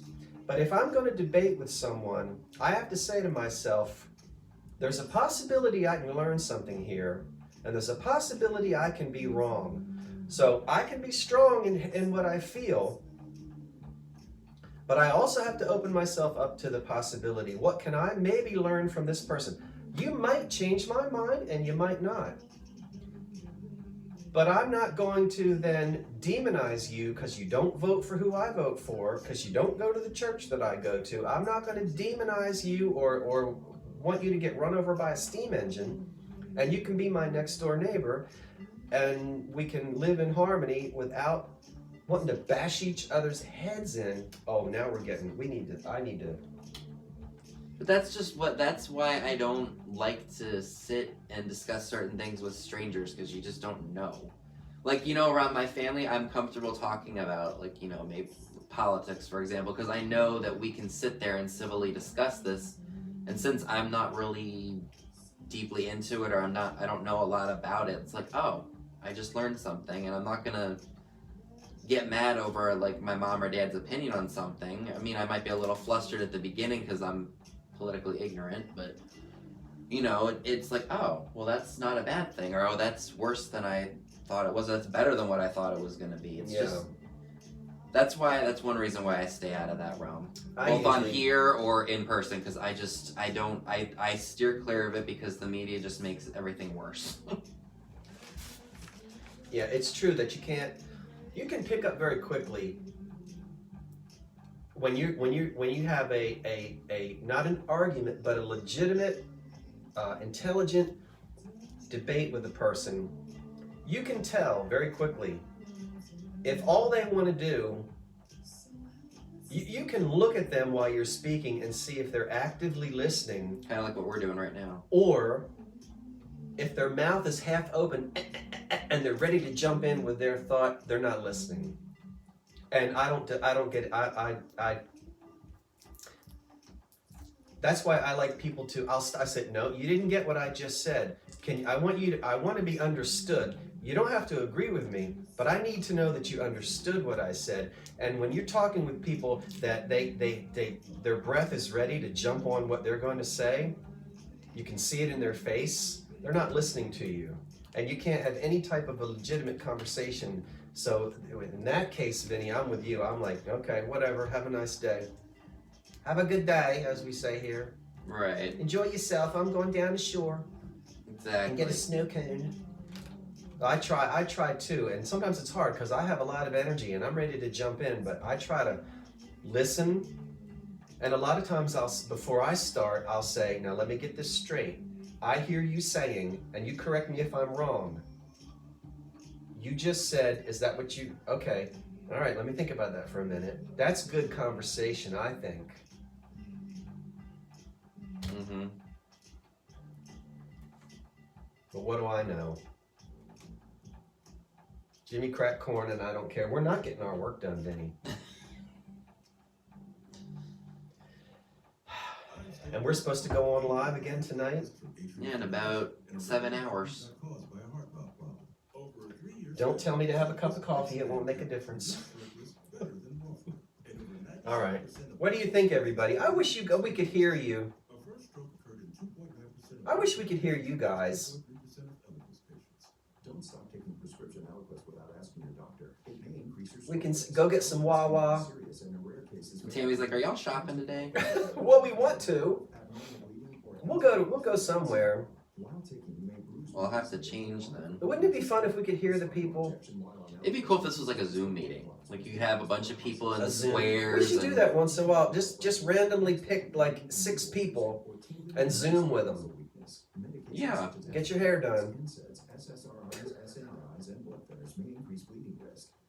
Would that be fun? Yeah. And drinks. Eli Page, Mr. Page says, and drinks. I'm. Is that an apple martini, Mr. Page? Is it Mr. Page? Yeah, Mr. L. Page. I think Page wants an apple martini. I'm such a lightweight now. Ugh, I can't. I couldn't even have that mic slap the other night. Oh, you're Floyd's wife, Marcia.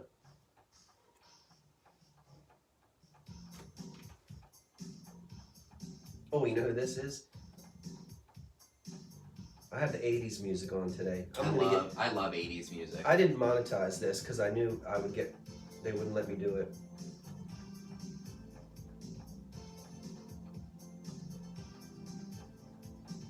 What have I done to deserve this? What have I? Since you went away. That was a movie. What was the movie? Since You Went Away? Yeah, but they're saying it in this music. Oh, I know. That was I think that was Shirley Temple and I forget who else was in that. Gonna get you. It would be maddening. Dusty Springfield. Yeah, that's what my bunny's named after. Isn't Dusty Springfield a woman? Yeah.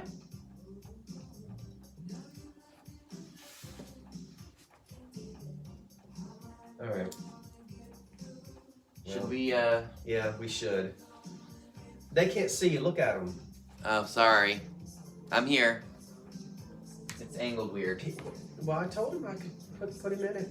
He said his hair was a mess. That kind of is. What have I done to deserve this? See? Listen.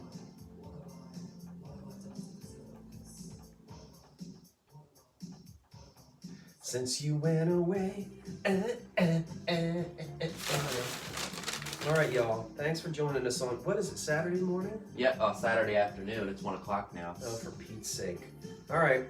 Tammy, don't you put anybody in my window anymore. I'm still looking back here for that hooded thing. Hey, she made up for that. She put Liberace Yeah, in she canceled dressed as a troll. Now, you know what? Now in the middle of the night, I woke up sweating, thinking Liberace was out there fighting with somebody in a hoodie. Oh my gosh. Oh, she says... All right. Oh, you gotta end it, or can you end it there? I don't know. I gotta end it over there. Hey, look, we think we're gonna be live tonight. I don't know what we're gonna do. We'll have a little. We'll have the show and tell tonight. What have I done to deserve this? Ouch. Yeah, we'll have the show and tell tonight. I may have to go buy more boxes. I'm gonna show and tell one thing right now. Peachy Peachy. And this is made in, can you read that? So this was made in Czechoslovakia. There you go. Probably in the 30s. Because it ain't. We all know it's not Czechoslovakia anymore. Look at that. I bought this yesterday. Is it peach? Yeah, like a peachy Yeah. color. It's a table runner, you know. Or a dress or scarf or whatever. But see, made in Czech. Little paper label right there. Made in Czechoslovakia. This is going to be neat at Easter time. Can you see purple glass on top of that? Do they like it? Yeah. They do? Mm-hmm. I just shut my computer down. Oh, well, how do you know? All right. You want me to hit end? I'll do it. Okay. Let me put this back here. I need to iron this. I need to stretch. Oh, no. Oh, no, that's all right. All right, go get some clothes on. We're going thrifting. We can All right. pack. We'll pack this stuff tomorrow night. Or we'll pack it. Oh, wait. If we're only on for like an hour, we can take a little time to do that. Like You tomorrow know, or tonight. when do you and I ever broadcast for 1 hour, Vinny? Do you want me to set the timer? He knows better. We're gonna, ouch. Well, I guess if I don't run my mouth so much, we could be less than an hour. Where did this come from? All right. See you tonight. Where's the, oh, here it is. Thank you, everyone. We loved talking to you. What happened? What have I?